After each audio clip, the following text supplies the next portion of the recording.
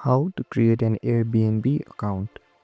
So first, download the Airbnb app if you haven't already, then open it. Here you'll see many options on your screen.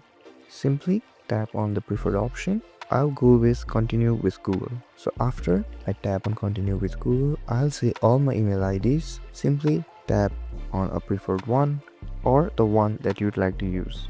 Then Airbnb will direct you to a page where you have to fill up your date of birth, then tap on agree and continue. And after a few moments, it will again ask you to tap on agree and continue. Simply tap on it, and this is it. It is that easy to create an account on Airbnb. If you found this video helpful, don't forget to like, share and subscribe, and hit that notification bell so you don't miss any of our videos. Thank you so much for watching, and I'll see you guys later.